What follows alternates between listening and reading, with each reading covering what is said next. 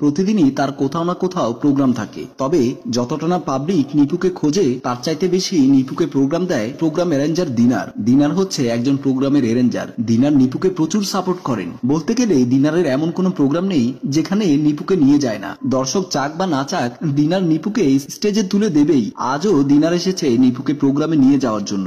দিনার সোফার উপর বসে আছে, পাশে রাজা নিপুর কাপড়ের ব্যাগ গুছিয়ে দিচ্ছেন। রাজা বলল, আচ্ছা দিনার ভাই, সঙ্গীত শিল্পীরা কি এক পোশাকে স্টেজ উঠতে পারে না? দিনার বলল, ওসব আপনি বুঝবেন না ভাই। রাজা বলল, আপনি বুঝিয়ে বললেই তো আমি বুঝি।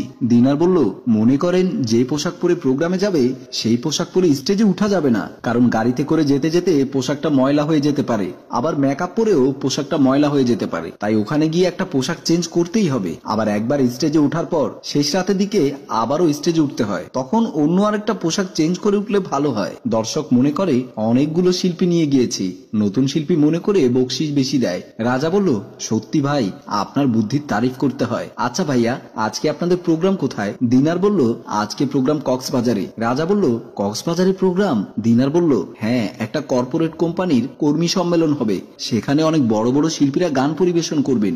আমি অনেক কষ্ট করে তোমার বউকে ওখানে গান গাওয়ার জন্য সুযোগ করে দিয়েছি। রাজা বলল, যদি ভাই আমাকে একটু নিয়ে যেতেন তাহলে ভালো হতো। দিনার বলল, ও সমস্ত প্রাইভেট প্রোগ্রামে স্বামী এলাও না। এর মধ্যে রেডি হয়ে চলে আসলো নিপু। নিপু বলল, তোমার ব্যাগ গুছিয়ে দেওয়া কি শেষ? রাজা বলল, হ্যাঁ, সব গুছিয়ে দিয়েছি। নিপু বলল, আচ্ছা ঠিক আছে, তাহলে আমরা প্রোগ্রামে গেলাম। বলেই নিপু কাপড়ের ব্যাগটা হাতে নিয়ে দিনারের সাথে রুম থেকে বের হয়ে গেল। দিনার ও নিপু কক্সবাজারে একটা হোটেলে রিসেপশনে এসে দাঁড়ালো। হোটেল ম্যানেজার রফিক সাহেব বলল, আপনারা কি কিছুক্ষণ রেস্ট নেবেন নাকি সারা রাতের জন্য রুম নেবেন? দিনার বলল, আমরা সারা রাত এখানে থাকবো। রফিক সাহেব বলল, সারা রাত থাকলে আপনাকে ৩,০০০ টাকা পে করতে হবে। দিনার পকেট থেকে ৩,০০০ টাকা বের করে রফিক সাহেবকে দিলেন। রফিক সাহেব টাকাটা নিয়ে দিনারকে একটা চাবি দিয়ে বললেন, রুমে চলে যান, রেস্ট করেন। আমি হোটেল বয় আসলে তাকে পাঠিয়ে দিয়ে আপনাদের নাম ঠিকানাটা লিখে আনবো।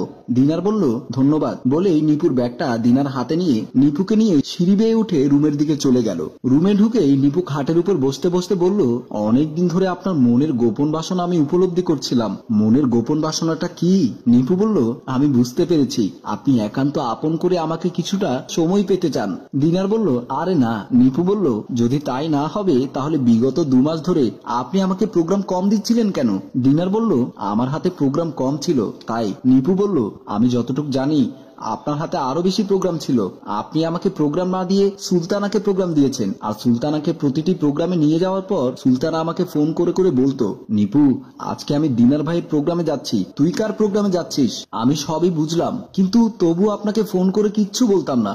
দিনার বলল, ফোন করে বললে সমস্যা কি হতো? নিপু বলল, আমি শুধু চেয়েছিলাম আপনি নিজ থেকে ফোন করে আমাকে প্রস্তাবটা দিন। দিনার বলল, খারাপ প্রস্তাব কি কখনো কেউ কাকে ফোন করে দেয়? নিপু বলল, আমি যদি নিজে থেকে আপনাকে না বলতাম তাহলে তো আপনি আমাকে একেবারে বাদ দিয়ে দিতেন। দিনার বলল, বুঝতেই তো পেরেছো, এখন গিভ এন্ড টেকের জামানা। নিপু বলল, আর তাই তো আজকে প্রোগ্রামের নাম করে স্বামীকে মিথ্যে বলে কক্সবাজারে আপনার সাথে সময় কাটানোর জন্য চলে এসেছি। দিনার বলল, তোমার স্বামী যদি টের পায়? নিপু বলল, আরে বাবা, আপনারা পুরুষ মানুষ এত বোকা কেন? আমার স্বামী জানে আমি গানের প্রোগ্রাম করি, আর আপনি বলেছেন আমি একটা কর্পোরেট কোম্পানির প্রাইভেট প্রোগ্রামে এসেছি, তাহলে আমার স্বামী কেন সন্দেহ করবে বলুন তো? দিনার বলল, তুমি যেহেতু আমাকে আজকে খুশি করতে নিয়ে এসেছো, কালকে থেকে তুমি আমার গ্রুপের পার্মানেন্ট সিঙ্গার হয়ে যাবে। কথাগুলো বলতে বলতেই নিপু দিনারের গায়ে শার্টটা খুলতে লাগলো। দিনার বলল, আচ্ছা, তোমার স্বামী যদি মাঝরাতে ফোন করে তখন কি করবে? নিপু বলল, কল রিসিভ করবো না। দিনার বলল, তাহলে সে সন্দেহ করবে না? নিপু বলল, না হলে এক কাজ করব,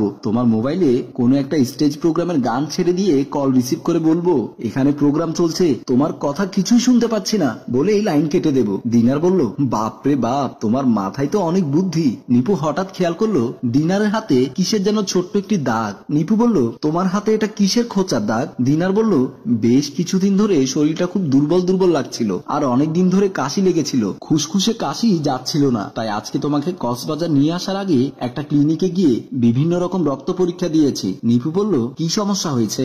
ডাক্তার কি কোনো ওষুধ দিয়েছে? দিনার বলল, কালকে বিকেলে রিপোর্ট দিবে, তারপর বুঝতে পারবো কি হয়েছে। এখান থেকে তোমাকে নিয়ে গিয়ে তোমার বাসার ওদিকে পাঠিয়ে দিয়ে আমি ক্লিনিকে গিয়ে রিপোর্টটা নেব। চলো, এতক্ষণ কথা বলে আমার তো আর সইছে না। নিপু বলল, আসো বলেই দুজনেই খাটের উপর শুয়ে গেল। পরের দিন বিকেলে রাজা সোফাগুলো পরিষ্কার করছিল। এমন সময় কলিং বেলের শব্দ শুনে দরজা খুলে দিতে দেখলো নিপু এসেছে। নিপুকে খুবই ক্লান্ত দেখাচ্ছিল। রাজা বলল, কি ব্যাপার, তুমি সকালের দিকে আসলে না কেন? নিপু বলল, হোটেলের চেক আউট হয় 12টায়, আমাকে কি সকালে ছাড়ে? রাজা বলল, তুমি গিয়েছো স্টেজ প্রোগ্রাম করতে, তাহলে হোটেলের চেক আউটের সাথে তোমার স্টেজ প্রোগ্রামের সম্পর্ক কি? নিপু বলল, আরে আহাম্মক, আমরা তো সারা রাত প্রোগ্রাম করে ওখানে হোটেলের রুমে ঘুমিয়েছিলাম, এত কৈফিয়ত তোমাকে দিতে পারবো না। ধরো এখানে কিছু ভেজা কাপড় চোপড় আছে, ওগুলো একটু শুকোতে দাও বলেই রাজার হাতে কাপড়ের ব্যাগটা তুলে দিল। রাজা বলল, তোমার ভেজা কাপড় থাকবে কেন?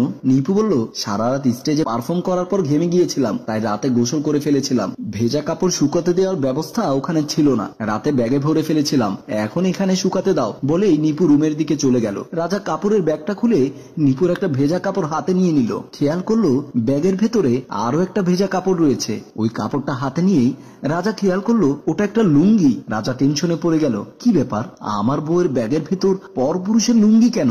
লুঙ্গিটা হাতে নিয়ে রাজা ভালো করে লক্ষ্য করে দেখলো এইটা তো আমার লুঙ্গি না, তাহলে আমার বউয়ের ব্যাগের ভেতর কার ভেজা লুঙ্গি? বিষয়টি জিজ্ঞেস করার জন্য নিপুকে ডাকতে লাগলো। নিপু, এই নিপু, এদিকে আসো তো। দিনার ডাক্তারের চেম্বারে বসে আছে।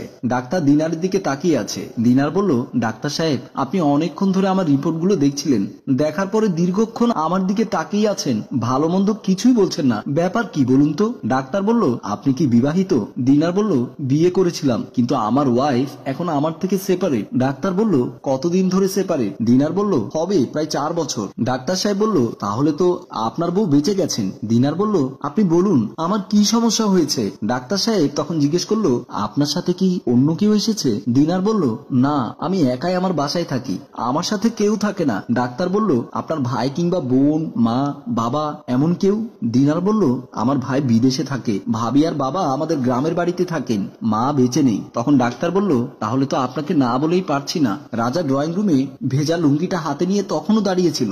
নিপু কাপড় চেঞ্জ করে আস্তে আস্তে বলল, কি ব্যাপার, এভাবে চেঁচামেচি করছো কেন, কি হয়েছে? এমন সময় রাজা খেয়াল করলো তার মোবাইলে কল আসলো। রাজা মোবাইলটা হাতে নিয়ে কলটা রিসিভ করতেই ওপাশ থেকে দিনার বলল, রাজা ভাই, নিপুণ কোথায়? রাজা বলল, এই তো আছে আমার সামনে। দিনার বলল, মোবাইলটা কি তাকে দেয়া যাবে? ওর মোবাইলে অনেকক্ষণ ধরে কল দিচ্ছি, রিসিভ করছে না। রাজা বলল, হ্যাঁ আছে তো, আমি দিচ্ছি, কথা বলুন। দিনার তখন বলল, আচ্ছা থাক, তাকে মোবাইল দেওয়ার দরকার নেই, আপনি শুনুন। রাজা বলল, হ্যাঁ বলুন। দিনার বলল, কাউকে কিছু বলিয়েন না, পারলে আমাকে ক্ষমা করে দিয়েন, গতকাল আমি অনেকগুলো টেস্ট দিয়েছিলাম, আজকে ডাক্তার রিপোর্ট দেখে আমাকে বলল।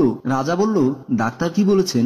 দিনার বলল, আমার নাকি HIV পজিটিভ, আমি নাকি এইডসে আক্রান্ত। ভাই, দয়া করে কাউকে কথাগুলো বলবেন না, আর পারলে আমার জন্য একটু দোয়া করবেন বলেই দিনার মোবাইলের লাইনটা কেটে দিল। নিপু বলল, কে ফোন করেছে, কার সাথে কথা বলেছিলে? রাজা বলল, দিনার ভাই ফোন করেছিল। নিপু বলল, কেন ফোন করেছিল, কোনো প্রোগ্রাম আছে নাকি? রাজা বলল, প্রোগ্রামের জন্য ফোন করেনি, একটা কথা বলেছে যেটা কাউকে না বলতে নিষেধ করেছে। নিপু মনে মনে ভয় পেয়ে গেল, তাহলে কি দিনার তার সাথে গত রাত থেকে আসার কথাটা কি তার স্বামীকে বলে দিয়েছে নাকি? নিপু বলল, কি এমন গোপন কথা বলেছে? রাজা বলল, গতকাল নাকি সে ব্লাড টেস্ট করিয়েছে, ডাক্তার নাকি আজকে রিপোর্ট দেখে বলেছে সে HIV পজিটিভ, তার নাকি এইডস হয়েছে। কথাগুলো শুনে নিপুর মাথা চক্কর দিয়ে উঠল। নিপু 2 হাতে মাথা চেপে ধরল। রাজা বলল, আচ্ছা দিনার ভাইয়ের কথা বাদ দাও, তোমার ব্যাগের ভেতরে এই ভেজা লুঙ্গি কোত্থেকে আসলো?